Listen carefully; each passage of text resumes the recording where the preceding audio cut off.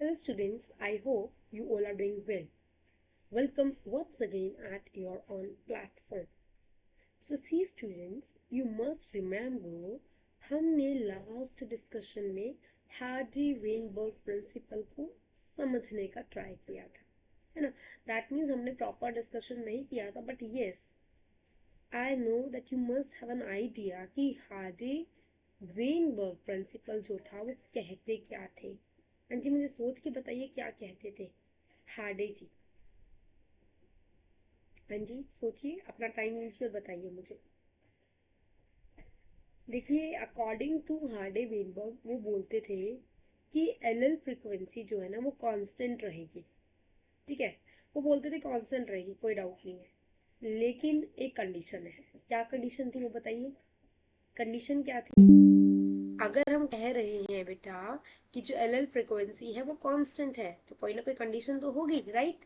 सो वो कंडीशन थी कि यस, जो डिस्टर्बिंग फैक्टर्स है, whether it is a flood और कोई भी एक नेचुरल इवेंट, ठीक है, मतलब कोई भी एक नेचुरल इवेंट है अगर, तो क्या है, नेचुरल इवेंट अगर आया तो वो कांस्टेंट नहीं रहेगी. मतलब कांस्टेंट रहने के लिए कंडीशन ये है कि कोई भी डिस्टर्बिंग फैक्टर वहां नहीं होना चाहिए. ठीक है, सो दैट मीन्स आप बोल सकते हैं, यहाँ रिटर्न है प्रॉपरली, फर्स्ट पॉइंट आप देख सकते हैं. एलएल फ्रीक्वेंसी जो थी, ठीक है, allele frequency in a population are stable and it is constant from generation to generation in absence of disturbing factor. Write down फटाफट से ये डेफिनेशन, मोस्ट इंपॉर्टेंट है. ठीक है, एलएल फ्रीक्वेंसी क्या होता है मुझे कमेंट सेक्शन में बताइए, मैंने आपको ऑलरेडी बताई थी ये बात. देखिए, मुझे इस कॉन्सेप्ट पे एक अलग से वीडियो इसीलिए आपको देनी पड़ रही है ताकि आप इसको एक अलग से कॉन्सेप्ट समझ के पढ़े भी सही, क्योंकि बेटा one of the most important concept है. एग्जाम में आता ही आता है, कुछ भी आ जाए इस पे, कोई क्वेश्चन सॉल्व करना आ जाता है, कुछ भी आ जाए, लाइक है क्या, किसने दिया ना, ऑल दैट एवरीथिंग. ठीक है. हाँ जी, एलएल फ्रीक्वेंसी क्या थी. देखिए, वैसे तो आपको पता है एलएल क्या है. एलएल क्या है? It's a contrasting pair of gene, है ना. एक ही जीन की दो फॉर्म्स आप बोल सकते हो, जैसे कैपिटल टी और स्मॉल टी. ऑल्दो दोनों एक कैरेक्टर हाइट को रिप्रेजेंट करते हैं, है ना, चाहे वो कैपिटल टी है चाहे स्मॉल टी है, both are representing the same thing, that they are representing the height. लेकिन capital T is representing tall one, है ना, लंबों को रिप्रेजेंट कर रहा है, जबकि स्मॉल टी जो है वो एक ड्वार्फिज्म, मतलब एक बोनेपन को रिप्रेजेंट कर रहा है तो हाइट, बट एक दो अलग फॉर्म हो गई. So that is LL. So LL frequency क्या होगी? एलएल फ्रीक्वेंसी विल बी कि कितनी फ्रिक्वेंटली एक एलएल अपीयर हो रहा है किसी पॉपुलेशन में. Correct. That means allele frequency would be refers to how frequently a particular allele appears in a population. Clear? Write down this definition also.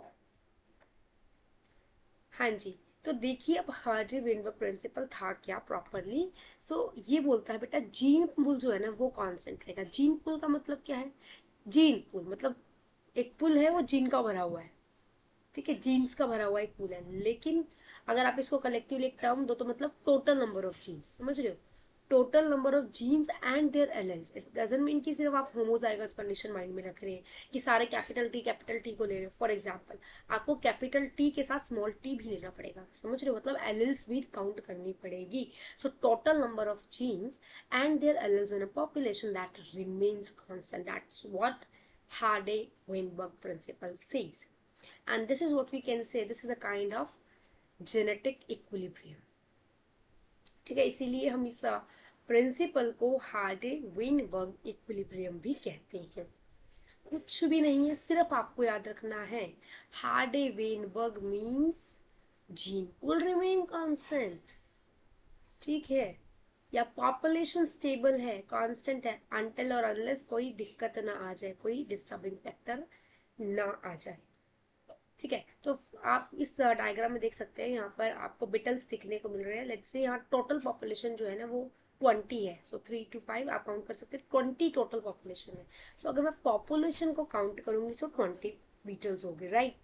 Okay, but अगर मैं एक एक बीटल की बात करूँ तो दैट मीन्स वो एक जीन पूल है अपने आप में, समझ रहे हो.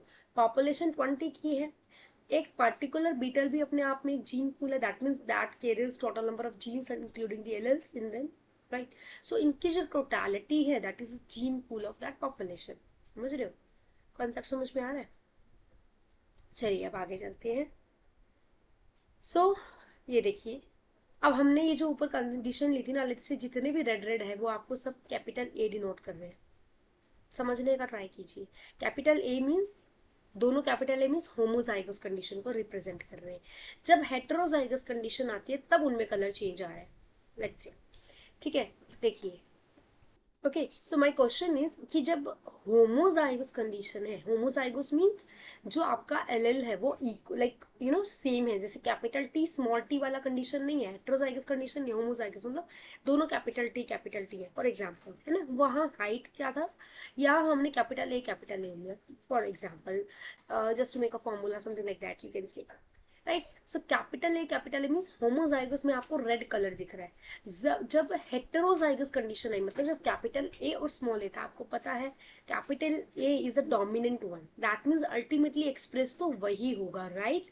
सो कैपिटल ए और स्मॉल ए जब आया, मतलब ये वाली कंडीशन जब आई बेटा, दिस वन, ये जो आपको ये वाला बीटल दिख रहा है, राइट। सो यहाँ पर भी आपको रेड कलर ही बीटल का देखने को मिल रहा है। लेकिन जब रिसेसिव कंडीशन आई, रिसेसिव मीन जब दो स्मॉल ए वाली कंडीशन आ गई, समझ रहे हो, तब आपको कलर मिल रहा है येलो। सो टोटल पॉपुलेशन हमारे पास 20 है, बट इसमें से आपके पास जो 16 है ना, 16 जो है वो कौन है, हाँ जी 16 क्या है, 16 जो है वो आपके पास, ये पहले तो ये काउंट कीजिए, 16 10 ही है या ज्यादा है, 10 है, ये है 10 ऊपर 10 नीचे। सो बेटा 16 आपके पास क्या है, रेड कलर आ रहा है। बट 16 को भी अगर मैं बोलूं, उसमें से भी 15 जो होंगे वो आपके कैसे होंगे, होमोजाइगोस रेड है, जबकि एक हेटेरोजाइगस रेड है। कंडीशन समझ रहे हो बेटा, जो रिसेसिव वाला होगा उसका कलर चेंज हो गया। तो देखिए मतलब क्या है यहाँ पर, consider in a diploid P and Q are the frequencies of alleles A and A respectively. मतलब हमने बोला कि जो P है that is a frequency for capital A, समझ रहे हो, इसके लिए कैपिटल ए के लिए मैंने फ्रीक्वेंसी ले ली P, और जो स्मॉल ए है उसके लिए मैंने फ्रीक्वेंसी ले ली Q। यहीं पर देखिए सब कुछ रिटर्न है, ठीक है, that's why I am not mentioning there. So diploid condition में आई एम सेइंग जो फ्रीक्वेंसी है, सॉरी जो एल एल ए है उसके लिए फ्रीक्वेंसी है P, और जो एल एल स्मॉल ए है उसके लिए फ्रीक्वेंसी है Q। तो अगर मैं बोलूँ कैपिटल ए कैपिटल, मतलब जब होमोजाइगस कंडीशन है तो मेरा क्या हो जाएगा, एल फ्रीक्वेंसी, हाँ जी, फ्रीक्वेंसी जो कैपिटल ए के लिए होगी वो क्या होगी, that will B P square, that will B P square of course, क्योंकि हमने एल ए के लिए फ्रीक्वेंसी दी पी, तो दो ए हो गए तो पी स्क्वेयर हो गया।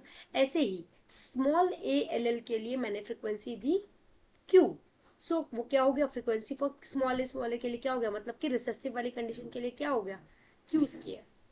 समझ रहे हो, सो फ्रीक्वेंसी फॉर कैपिटल ए मतलब होमोजाइगस के लिए पी स्क्वायर हो गया, और फ्रीक्वेंसी फॉर स्मॉल ए के लिए हो गया क्यू स्क्वायर। और अगर मुझे कैपिटल ए और स्मॉल ए, क्योंकि तीन फ्रिक्वेंसीज आई, एक डोमिनेंट की आई प्रॉपर होमोजाइगस डोमिनेंट की, एक होमोजाइगस रिसेसिव की आई मेरे पास, और एक आया हेटेरोजाइगस, हेटेरोजाइगस कंडीशन आई, तो हेटेरोजाइगस के लिए कंडीशन होगी 2pq।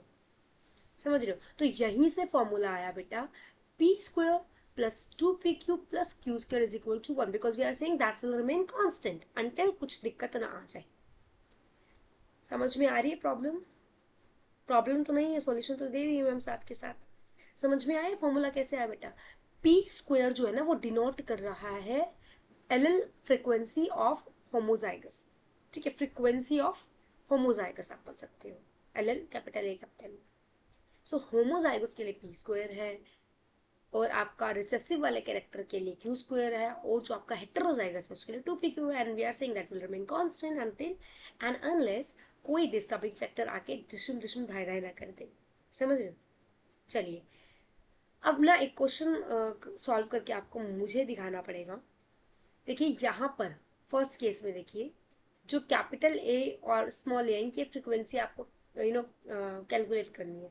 So total number of alleles जो है कितने हैं, काउंट करो, फ्रीक्वेंसी कैलकुलेट करनी है, टोटल है आपके पास 40, है ना, टोटल है 40, उसमें से जो कैपिटल है काउंट करो कितने हैं, 1 2 3 4 5 6 7 8 9 10 11 12 13 14 15, ये देखो ऊपर वाले जो 10 है ना बेटा, ये तो आपके होमोजाइगस है।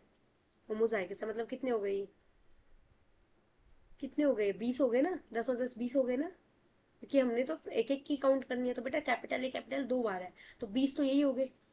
ठीक है, यहाँ कितने हैं, एक ए है, 2 3 4 5 6, 6 अलग से हमारे पास हेट्रोजाइगस वाले हो गए। तो टोटल जो ए है दैट इज 26, कितनी है, पी जो है हमारे पास, है ना, क्योंकि A is equal to P, frequency जो है ए की वो कितनी है 26, टोटल कितने हैं 40, सो 26 divided by 40 you will gate 0.65, समझ रहे हो।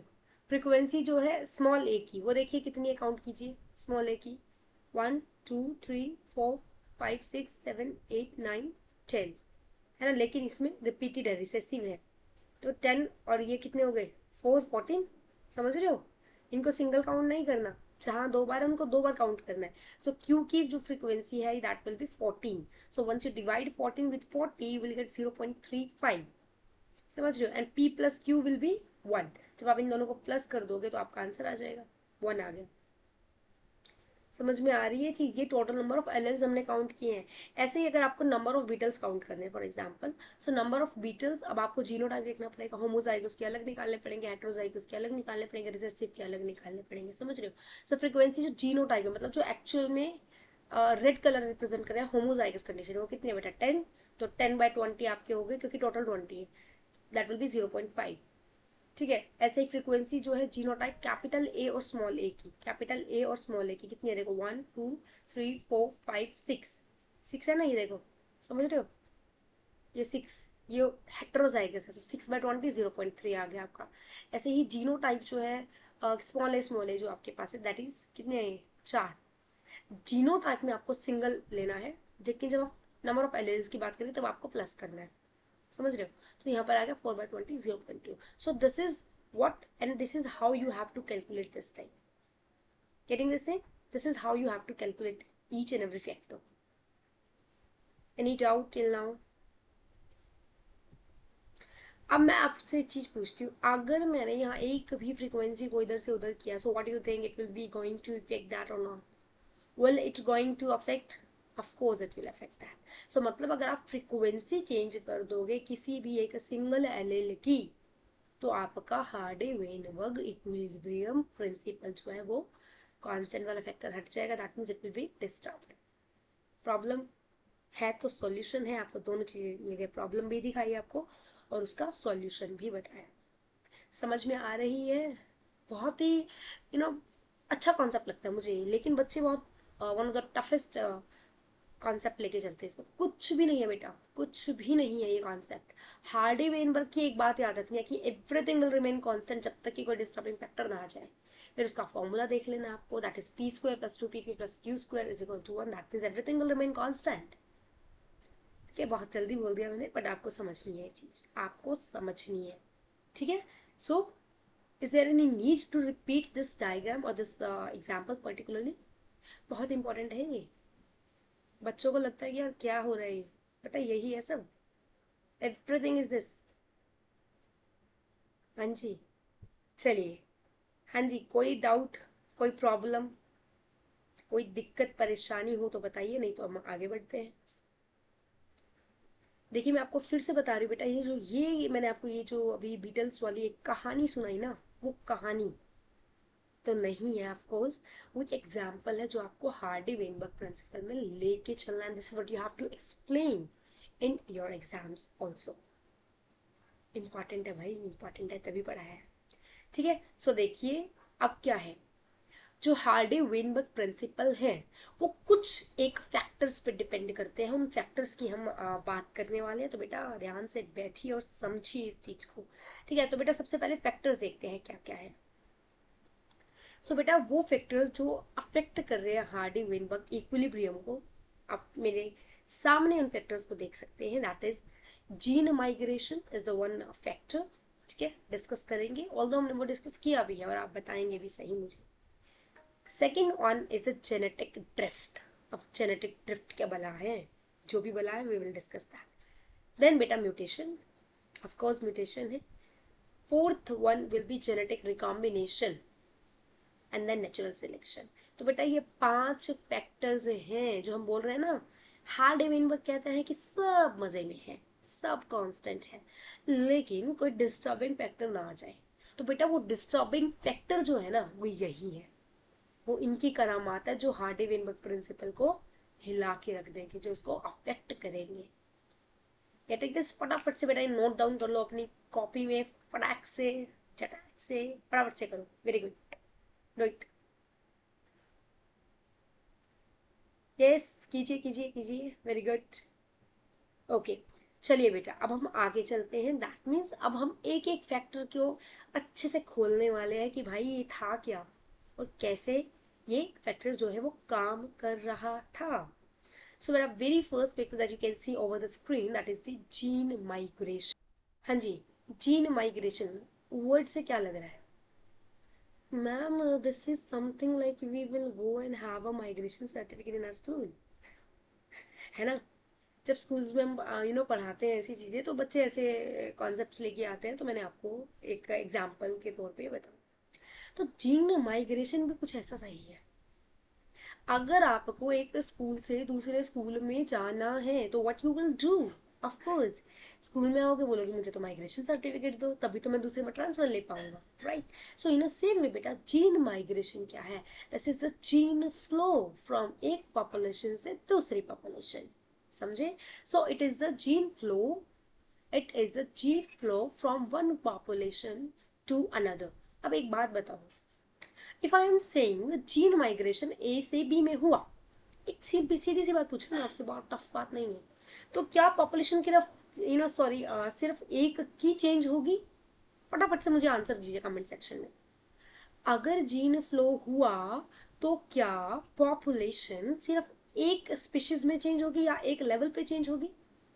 सोचिए जरा जो मैं बोल रही हूँ। ऑफ कोर्स नॉट, दोनों लेवल पे चेंज होगी। अरे मैम ये कैसे हो गया? चलिए आपकी ही बात करते हैं। आपने माइग्रेशन ले लिया एक स्कूल से दूसरे स्कूल में, आपकी क्लास में लेट्स से, जस्ट इमेजिन 20 बच्चे थे, आपने तो माइग्रेशन ले लिया, तो अब कितने रह गए आपकी पॉपुलेशन में? आपके स्कूल में जहाँ थे आप, जो आपकी क्लास थी, पर्टिकुलरली आपको क्लास की बात हो रही है, आपके क्लास में बच्चे रह गए 19, 19 बच्चे रह गए। एंड आई एम सेइंग कि तुम दूसरे स्कूल में जा रहे हो, स्कूल में दूसरे स्कूल में लेट्स से 30 बच्चे थे, अब तुम वहां और चले गए, वहां कितनी होगी पॉपुलेशन? 31। तो जहां 20 थी पहले, जब आपने माइग्रेट किया तो वहां होगी 19, बट जहां आप गए वहां ऑलरेडी 30 थे, आपको मिला के होगी 31। दैट मीन्स दोनों जगह पॉपुलेशन में चेंज होता है। We will not going to say कि भाई जीन माइग्रेशन से सिर्फ एक पॉपुलेशन पे अफेक्ट पड़ता है, ये गलत बात हो जाएगी, बहुत ही इंतहाई गलत बात हो जाएगी। सो बेटा it is a gene flow, आप बोल सकते हो कि दोनों पॉपुलेशंस में जीन फ्रीक्वेंसी चेंज होती है। This is what you have to remember, okay? Gene flow जब भी होगा दोनों पॉपुलेशन में चेंजेस आएंगे, ये बात तय है। एंड मैं वो आपको एक डायग्राम, एक एग्जांपल के थ्रू भी एक्सप्लेन करूंगी ऑफ कोर्स, ठीक है? तो मतलब अगर मैं बोल रही हूँ कि जीन फ्लो हो रहा है, that means migration multiple times हुई है, तभी तो जीन फ्लो हुआ, तभी तो जेनेटिक जो जीन फ्रीक्वेंसी थी वो चेंज हुई। Getting my point?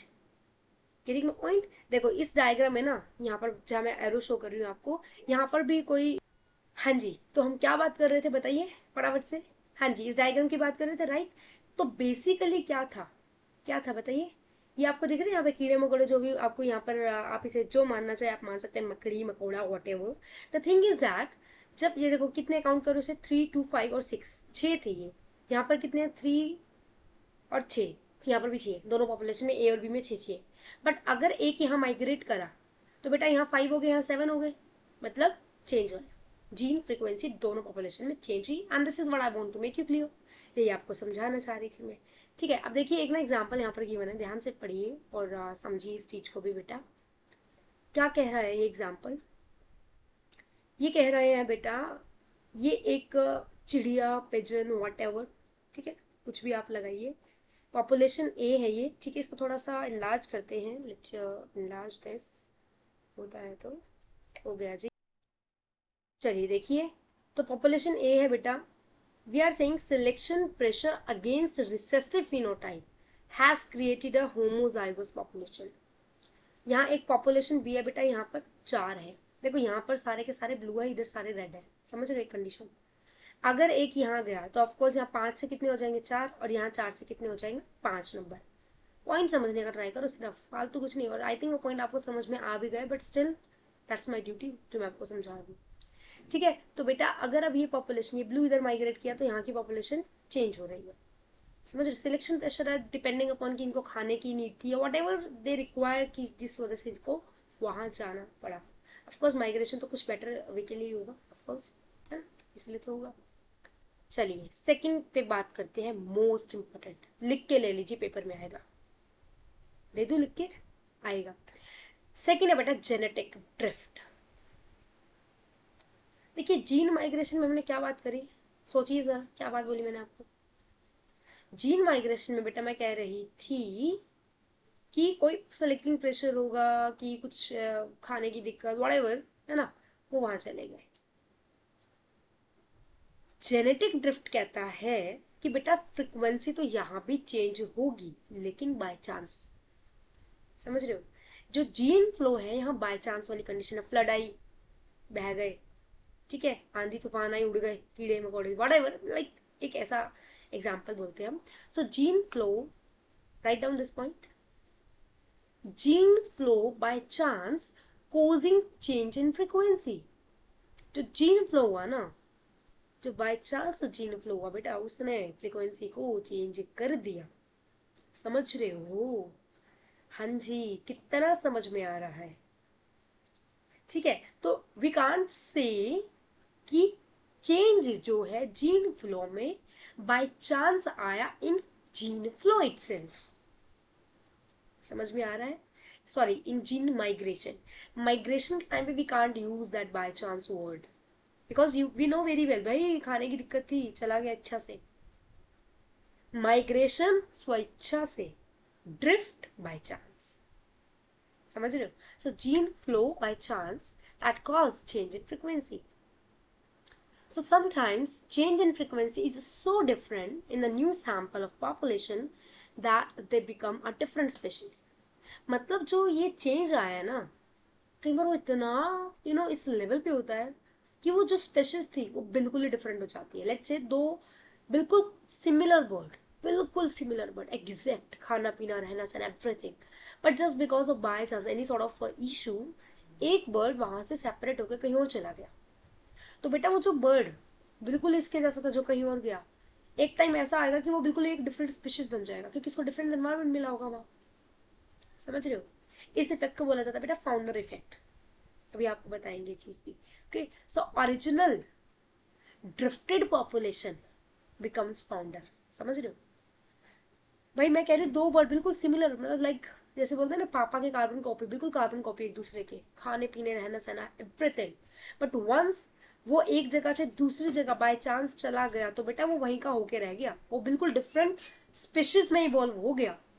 बिल्कुल डिफरेंट स्पेशीज में इवॉल्व होना इज लाइक कि जो ओरिजिनल पॉपुलेशन है वही फाउंडर बन गई, ढूंढते रह जाओगे।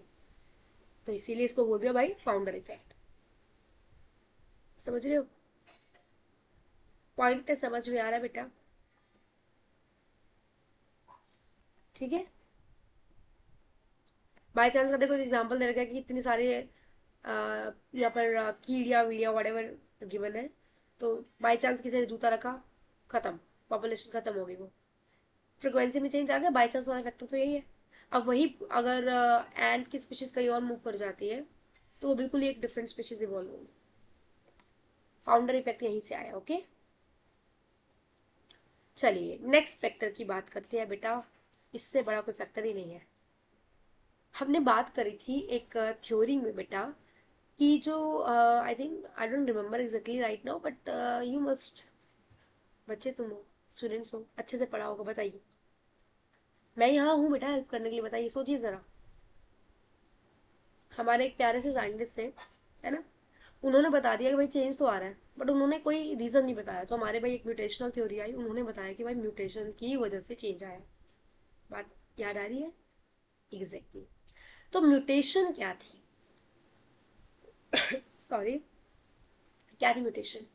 Sudden change in DNA. दिख रही है ये डीएनए हमारा कुछ ऐसा सा होता है, दिख रहा होगा आपको यहाँ पर, समझ रहे हो? ये हमारा डीएनए, बट इस पे यूवी रेज आई या कोई और दिक्कत आ गई, तो इससे क्या हुआ बेटा? डिस्टर्ब हो गया डीएनए का स्ट्रक्चर। अब डीएनए का स्ट्रक्चर जब जब डिस्टर्ब होगा तो उसने कसम खाई है कि भाई वो बाहर से दिखने वाले स्ट्रक्चर को भी डिस्टर्ब कर देगा, मतलब फिनोटिपिकली भी वो आपको शो होगी चीज। समझ रहे हो? तो ये डीएनए है नॉर्मल वन। अगर यहाँ कोई म्यूटेशन आई, ठीक है, तो लेट्स से ये एक नया स्ट्रक्चर बन गया, ये था नॉर्मल बट अब आफ्टर म्यूटेशन ये स्ट्रक्चर बन गया, तो कह रहा है फिनोटिपिकली भी दिख रहा है ना आपको ये अजीब सा स्ट्रक्चर, जैसे मैंने पेन रख दिया यहाँ पर, है ना? So this is same thing जो म्यूटेशन कहती है। So it results in formation of new phenotypes over few generation, this leads to speciation. बहुत सारी जनरेशन जब पास ऑन होती चली जाएंगी तो जाके स्पेसिएशन होगी, एक डिफरेंट स्पीशीज इवॉल्व हो जाएगी। प्रॉब्लम? हाँ जी, कोई दिक्कत परेशानी? सो लिख लो बेटा फटाफट से म्यूटेशन के पॉइंट्स को, इम्पॉर्टेंट है। हाँ बिल्कुल इम्पॉर्टेंट है भाई, बिल्कुल इम्पॉर्टेंट है, इसमें कोई दो राय नहीं है, इम्पॉर्टेंट है तो है बेटा। इसके बाद हम एक और चीज़ पढ़ेंगे, वो भी आपको बहुत मज़ा आएगा। हम पढ़ेंगे कि हम कहाँ से आए, बट इससे पहले फैक्टर्स हो जाए। चलिए, सो देखिए यहाँ दिखा रखा है आपको इस डायग्राम में, म्यूटेशन की वजह से वेरिएशन आती है, ठीक है। अनफेवरेबल अगर म्यूटेशंस हो जाती हैं तो वो आपको आगे भी देखने को मिलेगी, समझ रहे हो? आगे भी देखने को मिलेंगी। नेक्स्ट फैक्टर है बेटा जो अफेक्ट कर रहा है बेटा आपके genetic, sorry, Hardy Weinberg equilibrium को, दैट इज जेनेटिक रिकॉम्बिनेशन। तो देखो ये डायग्राम देखो, 2 मिनट बड़े प्यार से इन डायग्राम्स को देखो और आप ही सोचिए मैं क्या बताने वाली हूँ आपको। सोचिए, ये क्रोमोसोम्स है, इस पे एलील है ए बी सी, ठीक है। Homozygous condition, this is also one homozygous, small A B small C and all. आप देख सकते हैं होमोलॉगस क्रोमोसोम्स हैं यहाँ पर जो कि अलाइंड है, आपस में एक दूसरे से जुड़े हुए हैं। क्रॉसिंग ओवर के टाइम पे, सेकंड पॉइंट देखिए यहाँ पर, क्रॉसिंग ओवर के टाइम पे मतलब जब ये स्मॉल ए वाला कैपिटल ए वाले के साथ संबंध बनाने जा रहा है ना, बॉन्ड बनाने जा रहा है, उस टाइम पे क्या हुआ बेटा? उस टाइम पे क्या हुआ? एक्सचेंज हो गया, ठीक है। एक्सचेंज क्या हुआ देखो, पहले ये होमोलोगस था, अब पहले प्रॉपर ब्लू था, दिख रहा है, अब ये थोड़ा सा नीचे रेड आ गया, मतलब स्मॉल सी वाला पार्ट यहाँ आ गया। ऐसे ही जो प्रॉपर पहले रिसेसिव फॉर्म में था, समझ रहे हो, वहां कैपिटल सी चला गया, ब्लू पार्ट हो गया लिटिल बिट। सो रिकॉम्बिनेशन क्या कहता है बेटा? ये कहता है रीशफलिंग हो जाती है जीन कॉम्बिनेशंस की during crossing over and that results in genetic variation. इसकी वजह से genetic recombination, sorry genetic variations जो है वो देखने को मिलती है जी, बिल्कुल मिलती है, बिल्कुल मिलेगी, ठीक है। करना है बेटा, अच्छे से करना है। चलिए अब बात करते हैं बेटा नेचुरल सिलेक्शन की। Natural selection that means of course fittest will survive, वो तो है ही है, डिपेंडिंग अपॉन द, याद है, यूज एंड डिसयूज ऑर्गन, कुछ कुछ वैसा सा पार्ट कनेक्ट हो जाएगा, बट एग्जैक्टली नहीं, एग्जैक्टली नहीं। नेचुरल सिलेक्शन कहता है कि बेटा सीवियर कंडीशन में जो सरवाइव कर गया, मतलब जो नेचर के लिए फिट था, उस पर्टिकुलर एनवायरमेंट के लिए फिट था, that will going to survive, है ना।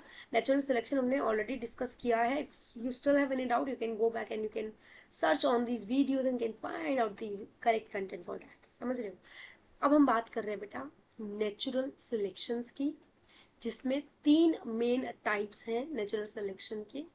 फर्स्ट वन जो है दैट इज स्टेबलाइजिंग सिलेक्शन, नाम से लग रहा है कि स्टेबल है, जितनी पॉपुलेशन स्टार्टिंग में थी वही रहेगी, सारे फिट है, सबको न्यूट्रिएंट इक्वल अमाउंट मिल रहा है। सेकेंड है बेटा डायरेक्शनल सिलेक्शन, समझ रहे हो? डायरेक्शनल सिलेक्शन मूव कर रहा है, ये एक नॉर्मल लेवल था और ये मूव करने लग गया है, ठीक है, देखेंगे भी, बताएंगे। एक एक को डिस्कस करेंगे. And third will be disruptive selection. एक दो डिफरेंट ही स्पेशल आपको देखने को मिल रही है. सो फर्स्ट ऑफ ऑल बेटा बात करते हैं स्टेबलाइजिंग सिलेक्शंस की, कि क्या कहता है स्टेबलाइजिंग सिलेक्शन. हाँ जी, क्या कहता है स्टेबलाइजिंग सिलेक्शन, बताइए. स्टेबलाइजिंग सिलेक्शन कहता है कि जितने इंडिविजुअल्स होंगे, more the number of individuals acquire mean character value, उतनी वेरिएशन कम है. सो स्टेबलाइजिंग कह रहा है कि भाई सब ठीक है, सब मजे में, वेरिएशन कम है. समझ रहे हो. ये देखो, मान लो ये फिनोटाइप्स है, ये सेंटर वाला जो पॉइंट है, ठीक है, सेंटर वाला जो पॉइंट है ये फेवर्ड है नेचुरल सिलेक्शन पे. तो medium sized individuals are favoured. समझ रहे हो, मतलब वेरिएशंस कम देखने को मिल रही है. ठीक है, ये वाली कंडीशन है. तो peaks get higher and narrower. इतना सा फर्क आया है, ज्यादा फर्क नहीं आया, वेरिएशन कम है. समझ रहे हो. देन सेकेंड है बेटा directional selection. Directional selection says कि जो just because of natural selection वो एक ही डायरेक्शन में जो शिफ्ट पीक है ना जो वो शिफ्ट हो जाएगी. This is what this directional selection says. समझ में आ रही है चीज. बहुत बड़ी बात नहीं बोली बेटा, इंपॉर्टेंट बात बोली, ध्यान से सुनोगे तो समझ में आएगा, लेकिन समझ में आना जरूरी है. डायरेक्शनल सिलेक्शन कहता है बेटा इंडिविजुअल्स ऑफ वन एक्सट्रीम, मतलब जिसकी मीन कैरेक्टर वैल्यू से थोड़ी सी भी वैल्यू अगर ज़्यादा है वो ज़्यादा फेवर्ड है. तो स्टेबलाइजिंग में हम कहते हैं equal number of favourable chances है सबके लिए, कोई दिक्कत नहीं है, वेरिएशन कम है. यहाँ हम कह रहे हैं कि एक लेवल पर एक एक्सट्रीम चीज़ होगी जिसको ज़्यादा वैल्यू मिल रही है, इसीलिए जो पिक है वो एक डायरेक्शन में शिफ्ट हो गई. ठीक है. फिर है बेटा डिस्ट्रप्टिव सिलेक्शन. इससे पहले हमने देखा था बेटा डायरेक्शनल, तो वहां एक डायरेक्शन थी, मतलब एक लेवल पे काम चल रहा है, आप बोल सकते हो. अब हम बात कर रहे हैं किसकी, डिस्ट्रप्टिव की. डिस्ट्रप्टिव में बेटा दो पिक्स बन जाएंगी, मतलब एक पॉपुलेशन बिल्कुल अलग, एक पॉपुलेशन बिल्कुल अलग, वैसे पहले सेम. ये नॉर्मल है बेटा, ये नॉर्मल लेवल पे ऐसा होना चाहिए था, पर ये देखो दो पिक्स अलग से बन गई. डिफरेंस कर पा रहे हो बेटा, ये नॉर्मल है, normal which is a kind of stabilising one. Disruptive में कुछ ऐसा सा स्ट्रक्चर आ गया तो अलग से पिक आ गई. कई बार एग्जाम में वो आपको ये दे देंगे और पूछेंगे which type of this selection is is it a disruptive one or like the second one that we have discussed, that means directional one or the stabilizing one. आपको दोनों के दोनों को बनाना आना चाहिए. ठीक है, ये नॉर्मल वाली कंडीशन है, नॉर्मल से थोड़ा सा हटके आपकी जो स्टेबलाइजिंग है वो बनती है. डायरेक्शनल तो बिल्कुल ही थोड़ा सा एक ही पिक पे आ गई. ठीक है, एंड जो आपकी नेक्स्ट एंड लास्ट बनती है बेटा डिस्ट्रप्टिव, वो दो पिक्स बना देती है. This is what you have to go through, very important thing regarding this. Okay, करना है बेटा, बहुत इंपॉर्टेंट है, ऐसे नहीं समझाई जाती ये चीज़ें. ठीक है, इंपॉर्टेंट होती है तभी आपको बताई जाती है, ऐसे तो कोई है नहीं. ठीक है ना चीज़ें. देखिए, ये देखो तीनों लेवल बॉडी साइज के अकॉर्डिंग यहाँ बता रखा है. फॉर एग्जाम्पल यहाँ पर फर कलर ऑफ रैट के एग्जाम्पल बता रखे हैं. ओरिजिनल पॉपुलेशन में आप देखेंगे एक वाइट है, बाकी मतलब एक वाइट ग्रे एंड ब्लैक इस तरीके से कलर दिखा रखे हैं. ये स्टेबलाइजिंग सिलेक्शन में स्टेबल है, कोई प्रॉब्लम नहीं आई. ठीक है. डायरेक्शनल में एक पिक पर शिफ्ट हो गए सारे के सारे, एक ही डायरेक्शन में, एक ही डायरेक्शन में बोल सकती हूँ. यहाँ दो पिक्स बन गई, व्हाइट की अलग बन गई, रेड की ब्लैक वाले की थोड़ी ग्रेश वाले की एक अलग से पॉपुलेशन बन गई. ठीक. सो बेटा that's all about related to this Hardy Weinberg principle. बच्चे हवा बनाते हैं भाई, इसे हवा नहीं बनाना, आपको समझना है, आपको फैक्टर्स अच्छे से करना है, आपको ये है क्या ये सब करना है. नेक्स्ट लेक्चर में बेटा हम बात करेंगे अपनी कि हम कहाँ से आए, ओरिजिन ऑफ मैन कैसे हुआ, कैसे हम आदि मानव से आज लेवल पे आए हैं. That's what we will discuss in the next lecture. So till then thank you so much, bye bye, take care, अच्छे से पढ़िए, नाम रोशन कीजिए अपने माँ बाप का. Thank you so much.